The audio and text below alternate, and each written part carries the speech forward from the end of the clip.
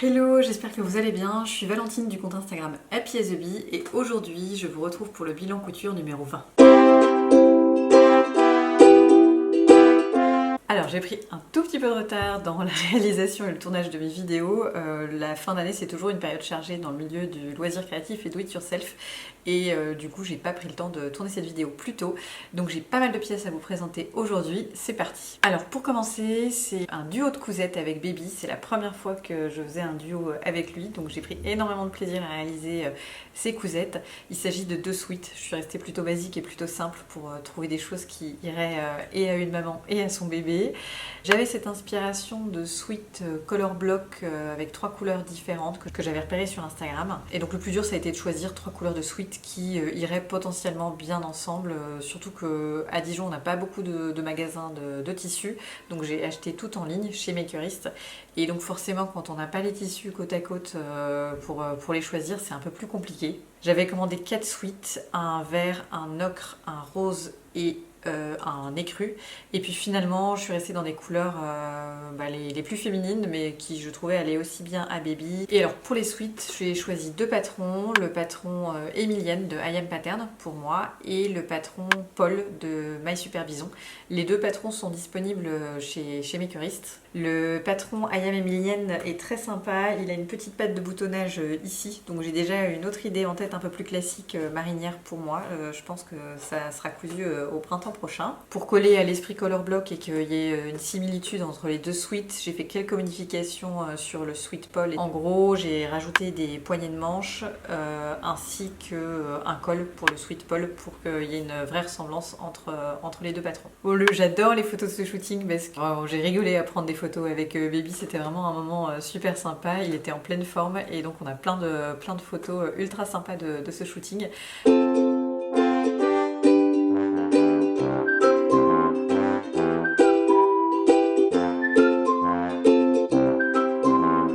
Deuxième causette que j'ai réalisée durant le mois d'octobre, c'est en lien avec Halloween, c'est un déguisement citrouille pour Anatole.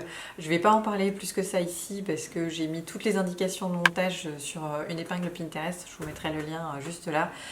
Mais si vous avez des questions, surtout n'hésitez pas. Donc là c'est de la feutrine que je m'étais procurée chez Makerist et donc elle est vendue au mètre. Elle existe en plein de couleurs différentes, elle est assez épaisse, donc pour ce genre de déguisement qui doit garder une certaine forme, c'était juste parfait. Donc voilà, ça c'était vraiment la pièce qui je sais ne sera pas très rentabilisée mais qui m'a fait plaisir à réaliser pour Baby. Troisième cousette, beaucoup plus utile, le pantalon Bertha. Alors vous me voyez rarement porter des pantalons parce que dans la vie de tous les jours je suis plutôt en jupe ou en robe ou alors sinon ce sont des jeans et j'ai pas encore le courage ni l'envie de coudre des jeans. D'ailleurs j'avais pour l'instant cousu qu'une seule braguette et j'avais abandonné avant la fin parce que c'était vraiment très très moche. C'était au tout début de mon chemin de couturière donc forcément je pense que j'avais pas les outils et les bases nécessaires pour coudre une braguette. Et en vrai quand j'ai réessayé là la dernière fois, c'est juste super simple quand on l'explique. Et donc j'ai réessayé avant le live et on a fait un live sur Fibre Mood disponible et revisionnable dans leur IGTV où on coud ensemble le pantalon Bertha et forcément on fait un focus sur les points les plus techniques, c'est-à-dire la braguette et la ceinture. Donc si vous voulez vous lancer dans votre premier pantalon avec braguette, Bertha est le candidat idéal parce qu'il y a une braguette mais il n'y a pas d'autre chose trop compliquée, il n'y a pas de poche donc ça vous enlève une difficulté. Et en plus vous pouvez revisionner le live quand vous voulez chez Fibre Mood, donc ça vous permettra d'être accompagné dans cette épreuve. Donc je vous dis, je couds rarement des pantalons, aussi parce que souvent les pantalons c'est quand même un risque que ça n'aille pas et moi j'aime pas passer du temps à coudre quelque chose pour que ça n'aille pas ensuite. Mais pour Bertha j'ai une chance inouïe, de toute façon les patrons Fibre Mood taillent super bien sur moi et là Bertha me va comme un gant, il est vraiment super. Je suis moi-même étonnée de la réussite de ce projet parce que je ne m'attendais pas à ce qu'il m'aille aussi bien. Je pense que la réussite de ce projet est en grande partie liée au tissu. C'est un tissu de chez Meter, un twill de coton avec un petit peu d'élastane dedans. Et en fait, il a pile la tenue qu'il faut pour être confortable et bien malé. Alors le tissu Meter, il est genre à 18 € du mètre, il y a plein de couleurs différentes et il est 97% coton et 3% élastane. Et c'est l'élastane qui confère un peu d'élasticité au tissu qui le rend mais vraiment super agréable à porter. Donc voilà, Bertha, pantalon plutôt facile à coudre, mis à part le fait qu'il y a une braguette. Si vous voulez vous lancez un défi braguette, je pense que c'est le pantalon parfait, le patron parfait. Super confortable à porter, il a les jambes plutôt larges, donc moi j'aime bien son style de taille haute, jambes plutôt larges, je trouve ça plutôt sympa en ce moment à porter. Quatrième cousette que j'ai réalisée durant le mois d'octobre, c'est la robe Vogue Rose Fuchsia pour le shooting avec Julie et Charline. Alors j'ai fait une vidéo complète sur cette robe parce que c'était la première fois que je cousais un patron Vogue, donc je vais pas en parler plus que ça ici. Je vous mets le lien vers la vidéo si vous voulez la voir plus en détail, mais ce qui est sûr c'est que vous la reverrez sans doute très prochainement parce que j'ai envie de me la réaliser dans une couleur un peu plus passe-partout, tellement je la trouve super agréable à réaliser et à porter. Cinquième cousette du mois d'octobre, il s'agit de la robe Clotilde. D'ailleurs je dis du mois d'octobre mais je crois que je l'ai cousue début novembre. Donc c'est celle que je porte aujourd'hui. C'est un patron de la créatrice de patrons italienne Atelier Vicolo numéro 6. C'est une créatrice que j'avais repérée depuis un moment sur Makerist. Je la connaissais pas avant et j'avais repéré pour une autre de ses robes que je trouvais très sympa avec une inspiration un peu vintage. D'ailleurs ce patron là aussi je trouve est plutôt inspiration vintage. Je trouvais que ça changeait un peu de ce qu'on pouvait trouver en patron habituellement et c'était plutôt sympa. Cette robe là, la robe Clotilde, le patron vient juste de sortir. Enfin, elle a dû le sortir il y a 1 mois ou 2 mois et je le trouvais encore plus réussi que son premier patron de robe. J'adore les 3 petits volants ici, je trouve que c'est très sympa. Je trouve que c'est le genre de détail qu'on pourrait trouver chez des petits hauts. Et ça me plaisait énormément. Habituellement, je porte pas particulièrement d'inspiration vintage, enfin je porte très régulièrement des robes, mais pas particulièrement d'inspiration vintage. Alors j'avais peur de ne pas l'assumer au quotidien et en fait je la porte avec grand plaisir. Et j'aime beaucoup la porter. Ce patron, il y a pas mal de pièces, donc il faut être assez patiente, mais sinon il n'y a aucune difficulté. Je pense qu'il ne faut pas attaquer par ce genre de robe si vous êtes vraiment débutante en couture, parce qu'il y a quand même des brides, il y a quand même les 3 volants, des fronces ici, et puis la robe est totalement doublée. Mais vraiment rien de bien compliqué. En gros, si vous êtes débutante et qu'elle vous plaît, vous pouvez vous lancer, mais il va falloir s'armer un petit peu de patience parce qu'il y a quand même pas mal d'étapes de montage. Pour les volants, il y a 2 options disponibles sur le patron. Vous pouvez faire soit des ourlets roulotés, soit des mini ourlets. Moi, comme j'ai une surjeteuse, j'en ai profité, j'ai fait mes ourlets roulotés et j'ai fait la même chose d'ailleurs pour les manches. Et enfin, le tissu de cette cousette, c'est un tissu qui est disponible également chez Makerist. En fait, c'est une cousette que j'ai réalisée dans le cadre de mon partenariat avec Makerist, donc j'ai choisi toutes mes fournitures chez eux. Je l'avais repéré déjà depuis un moment parce que quand j'ai écrit mon article sur la viscose et que j'ai essayé de vous donner des références pour des viscoses un peu plus clean et moins mauvaises pour l'environnement, ça faisait partie des viscoses que j'avais repérées parce qu'en fait, celle-ci, c'est un lyocell. Alors, je vous laisserai relire l'article complet sur la viscose si vous êtes intéressé, mais en gros, la viscose, c'est une matière qui est créée à partir de cellulose, donc d'arbres, qui sont ensuite transformés chimiquement pour obtenir un fil qui va ensuite être tissé. En soi, le process a été inventé à la base pour pas exploiter les vers à soie et pour remplacer la soie dans le textile. Donc on va dire ça part d'une bonne intention, sauf que les produits chimiques utilisés sont clairement nocifs pour l'environnement et sont rejetés pour la plupart dans l'environnement et sont nocifs également pour les personnes qui les manipulent. Et comme la plupart des tissus sont quand même produits dans des pays du tiers-monde, c'est pas terrible pour les personnes qui manipulent tout ça. Vous doutez qu'en France, il y a certaines normes qui obligent à ce qu'il y ait de la ventilation, à ce que la personne qui manipule soit équipée. Dans les pays du tiers-monde, c'est pas le cas, donc voilà. J'ai pas banni la viscose totalement de mes placards depuis que je sais ça, mais c'est vrai que je fais d'autant plus attention à d'où proviennent mes viscoses depuis que j'ai appris tout ça. Je vous laisserai lire l'article si vous voulez plus de détails. Et en gros, le lyocell, c'est une viscose, donc c'est un type de viscose, mais dont le procédé de fabrication a été amélioré et qui rejette quasiment pas de produits nocifs dans l'environnement. Donc si vous choisissez une viscose, il vaut mieux se tourner vers des viscoses un peu plus éco-responsables comme le lyocell, le cupro. Enfin voilà, il y a 2-3 types de viscoses comme ça dont le procédé de fabrication a été amélioré. Donc celui-ci c'est une viscose, c'est un lyocell et j'adore l'imprimé vintage. Je crois qu'il s'appelle Tulip parce qu'il y a quelques tulipes sur l'imprimé.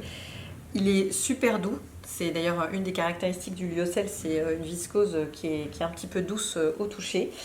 Et il est super chouette. Comme d'habitude, je vous mets tous les liens vers les patrons et les tissus dans ma description box. Donc si vous voulez retrouver n'importe quel tissu dont je parle dans la vidéo, vous pouvez aller regarder toute la description de la vidéo et vous aurez tous les liens.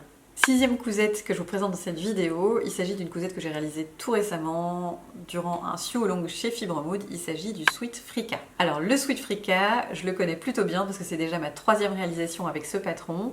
C'est un patron qui est sorti, je dirais, en février-mars de l'année dernière. Je l'avais cousu tout de suite dès sa sortie en rose fuchsia, rose fluo plutôt, dans un tissu que j'avais ramené du Japon qui était juste dinguissime et que j'avais payé 1 € du mètre. Et puis j'avais récidivé direct après avec un tissu, un sweat un peu velours que je m'étais procuré chez Stuff & Steel, qui était très sympa aussi. La deuxième version, je l'ai quasiment pas portée parce que j'avais mis des œillets pour passer un fil dans la capuche, sauf que un des œillets ne tient pas bien et donc ça fait un peu crade. Et une fois qu'on a posé son œillet, en fait, il n'y a aucun moyen de l'enlever. C'est ce qui m'embête d'ailleurs avec les œillets. J'aimerais bien avoir une machine pour les poser proprement parce que du coup, ça me donne pas envie d'en poser. Donc, la deuxième version de Frika, je la porte quasiment pas. Et pour ma troisième version de Frika, j'ai voulu partir de nouveau dans de la couleur, dans un sweat vert peps. J'avais 1,50 m de sweat et j'ai réussi à faire caser toutes les pièces. Je sais que normalement, ils disent qu'il faut un peu plus pour Frika. Mais bon, moi, de toute façon, quand je coupe mes pièces, je suis la reine du Tetris. J'adore essayer de positionner au mieux possible mes pièces pour pas perdre de tissu. Ça doit être mon côté radin, ça j'en sais rien, mais en tout cas c'est la fierté ultime quand à la fin il me reste 3 pauvres petits chutes de tissu dont je ne peux rien faire et que je suis obligée de me débarrasser. C'est un sweat à capuche qui est plutôt simple de réalisation. Il y a juste un petit truc à savoir au moment de la capuche. En fait la capuche est composée de 2 parties, mais il n'y a pas une partie qui sert à l'intérieur et une partie qui sert à l'extérieur. C'est les 2 parties qui sont part et d'autre de la tête. Ça peut vous paraître un petit peu compliqué là quand j'en parle, mais en vrai c'est super simple. Si vous êtes intéressé pour coudre le Sweet Frika, il y a la vidéo qui est revisionnable également sur l'IGTV de Fibre Mood puisque c'est un sweat qu'on a cousu ensemble en social sew along. Le seul truc c'est que si vous voulez doubler la capuche différemment de l'extérieur, ça nécessite une petite mathématique dans votre tête parce qu'il faut couper les pièces en 2. Mais j'explique tout ça dans le sew along, dans l'IGTV de Fibre Mood, donc n'hésitez pas à aller la revoir si vous êtes intéressé pour coudre ce sweat. Ce sweat, franchement, il est super agréable à porter. J'ai juste rajouté des manches, des poignées de manches, parce qu'en fait, c'est un sweat dont les manches sont 7/8e, elles sont plutôt courtes. Donc si vous voulez des manches plus longues, il faut rallonger les manches et vous pouvez également rajouter un petit poignet de manche. Je vais le laver une fois et ensuite je pense que je vais essayer de rajouter une inscription sur le sweat ou une petite déco. Je sais pas encore, je suis pas tout à fait arrêtée. Je pense que je vais utiliser mon kit de sérigraphie Bobbin Hood, mais je vous montrerai ça en story. D'ailleurs, je voulais vous dire quand même que tous les patrons du Social Sew Along là, durant le deuxième confinement sont offerts par Fibre Mood, donc ça vaut vraiment le coup.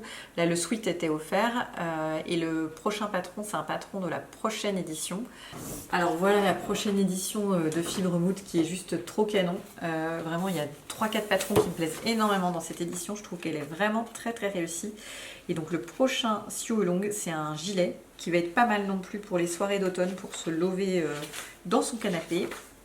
C'est celui-là, je vous montre. Donc un gilet plutôt simple, plutôt inspiration kimono, qui d'ailleurs pourrait être aussi réalisé en peignoir si vous voulez le faire en nid d'abeille. Je pense que ça peut faire un truc bien sympa. Moi, j'ai pas du tout réalisé une version peignoir, j'ai plutôt réalisé une version graou. Je vous montre tout de suite. Voilà le tissu que je vais utiliser pour mon loose. Je pense que ça peut être super sympa. C'est une maille qui vient de chez Avril Fabric, qui est super douce. Elle est vraiment super douce et extensible, et je me dis ça peut être super sympa sur un jean noir avec un petit top blanc ou un petit top noir en dessous. Ça peut être super cool. Et donc si vous êtes intéressé pour coudre cette pièce, rendez-vous le 25 novembre à 20h30 sur le compte Instagram de Fibre Mood. Je vous retrouverai en direct pour coudre ce gilet. Bon, alors en vrai, il n'a rien de compliqué ce gilet, je suis sûre que vous pourriez très bien vous en sortir uniquement avec les instructions de Fibre Mood, mais le but des Social Sew Along, c'est aussi avant tout de passer un bon moment sympathique ensemble. Vous pouvez être là pour vous poser toutes vos questions couture. En général, ça divague, on parle machine à coudre, surjeteuse, on parle d'autres choses aussi, et c'est toujours un moment super sympa ensemble. Alors, dernière cousette réalisée tout récemment, vous avez peut-être dû les apercevoir juste derrière, ce sont les trophées oursons. Alors ça, je pense que c'est la meilleure découverte patron de tout récemment. Vraiment, le patron coûte pas si cher et ça prend... J'ai mis 1 heure à coudre les 2 petits oursons et je trouve que ça fait un cadeau génial, un cadeau de naissance ou un cadeau de Noël ou même pour décorer la chambre de ses enfants. Ça permet de réutiliser les chutes, ça change un petit peu des masques ou d'autres choses et je trouve que le résultat est vraiment trop mignon. Donc le patron de base c'est celui-là, c'est pour faire un ours adulte et elle vous donne également les instructions pour réaliser un petit ourson. En fait il faut imprimer le patron à 75% et je trouve que les deux côte à côte sont vraiment trop mignons. C'est ultra facile à faire, ultra rapide. Le tissu, l'idéal c'est d'utiliser vos chutes de tissu et alors les petites perles ici en fait ce sont des boutons que j'ai trouvé chez Makerist et qui sont franchement parfaits pour tout ce qui est trophée, doudou. Il existe en différentes tailles. Moi, c'est la plus grosse taille que j'ai pris là. Je crois que c'est 14 mm, mais je vous mettrai la référence dans la description box. Ça existe aussi en plus petit. Et je vais en recommander plein parce que c'est juste parfait dès que vous avez besoin de faire des yeux comme ça sur une peluche ou sur un trophée. Donc ça fait partie de mes 25 idées cadeaux faits main que vous pouvez retrouver sur le blog. J'ai écrit l'article. Alors voilà, ces petits trophées oursons, ça fait partie de mes 25 idées cadeaux que vous pouvez retrouver sur le blog. J'ai écrit un article pour rassembler toutes les différentes idées cadeaux faits main que j'avais, pour vous donner des idées, comme on a un peu plus de temps que d'habitude pour réaliser les cadeaux de Noël et surtout que tous les magasins sont fermés. Ça peut être l'occasion cette année de faire les cadeaux soi-même et clairement c'est le genre de cadeaux qui, je pense, feront plaisir si vous avez des jeunes enfants dans votre entourage. D'ailleurs, je pense, prochaine option, je vais tester un truc, j'aimerais bien lui rajouter une petite couronne ou un petit nœud pour essayer de les personnaliser un petit peu. Je pense que ça peut être super sympa également. C'est tout pour les cousettes que j'ai réalisées ce mois-ci. Il faut que je vous montre juste avant de vous quitter un fail total. Je suis trop deg parce que j'ai déjà passé pas mal de temps et ça me va pas du tout. Alors je sais pas si vous vous rappelez, mais dans le précédent bilan couture, je vous présentais une barboteuse de chez Ikati qui était juste une merveille. C'est la barboteuse Sydney que j'ai réalisée pour Baby. Le but à la base, c'était de faire une cousette en duo avec lui. Donc j'ai commencé à coudre pour moi la chemise qui s'appelle Alex Mum, que j'avais repérée sur Bimed, que je trouvais très jolie. J'adore, elle a des manches vraiment bouffantes au niveau du poignet et je trouvais ça vraiment canon. Sauf que en fait, j'ai cousu cette première manche. Alors il y a quand même pas mal de détails, hein. Il y a une fente indéchirable, il y a des poignets, il y a un col. Enfin je veux dire c'est quand même la cousette où tu te donnes à fond. Et en fait elle me va mais pas du tout au niveau du bras. Là, alors moi j'ai tendance à avoir des gros bras, hein. Souvent je couds les manches une taille au-dessus parce que j'ai des bras un peu plus gros que la moyenne. Et là, j'ai cousu tout dans ma taille normale, 38. Et franchement, au niveau du bras, c'est juste impossible. On dirait que j'ai un garrot. Enfin, ça va vraiment pas. Alors, je sais pas quoi faire. Si vous avez des idées, des inspirations, je suis preneuse parce que j'y ai déjà passé tellement de temps que j'aimerais bien la porter. Donc, bien évidemment, je n'ai pas assez de tissu pour tout recouper une taille au-dessus. Sinon, je l'aurais fait. J'ai plus de tissu du tout. Bon alors je pourrais en recommander mais c'était pas le but. Donc j'imaginais pourquoi pas essayer de recouper une tête de manche à ce niveau-là et la remettre ici. Comme c'est plus large en bas, peut-être que ça irait un peu mieux. Voilà, faut que je fasse le test et puis on verra. Puis là j'ai ma deuxième manche qui attend d'être ajoutée au corps. Voilà, c'est tout pour les présentations de toutes mes cousettes du mois d'octobre et novembre. Je pense que du coup il n'y aura pas de cousettes de fin de novembre. Je pense que le prochain bilan couture ça sera à la fin d'année, après les fêtes de fin d'année. Je vous prépare plein de jolies choses, une jolie robe de fête. Je vais vous montrer le tissu parce que c'est juste fou comme tissu. Voilà le tissu de ma robe de fête. En fait, c'est dans le cadre de mon partenariat avec Makerist également. Je vais faire un concours qui arrivera très bientôt sur Instagram pour vous offrir tout le nécessaire pour réaliser votre propre robe de fête. Donc il y aura, vous pourrez gagner le patron, le tissu et toutes les fournitures pour réaliser votre robe. Et moi je voulais une robe à paillettes Cézanne-like que j'avais repérée déjà l'hiver dernier chez Cézanne mais qui coûtait une fortune donc je ne l'étais pas offerte. Et donc là le but c'est de me réaliser une robe à paillettes plutôt coupe sobre et simple, hein. On a déjà tout donné dans le tissu donc on va essayer de rester simple sur la coupe avec des épaulettes, tout ça. Bon, j'ai pas encore du tout commencé, j'ai bon espoir de le commencer semaine prochaine et puis de poster le concours assez rapidement pour que vous ayez le temps de participer et surtout de vous réaliser votre robe de fin d'année comme vous le le souhaitez. Voilà, c'est bon, cette fois-ci je vous ai parlé et je vous ai montré tout ce que je voulais partager avec vous. Il n'y a rien d'autre qui traîne, je ne vais pas vous retrouver autre chose à vous montrer. Je voulais vous dire un grand merci d'avoir regardé cette vidéo. N'hésitez pas à me laisser un commentaire si vous avez la moindre question, j'y répondrai avec grand plaisir. Et je vous souhaite une excellente journée.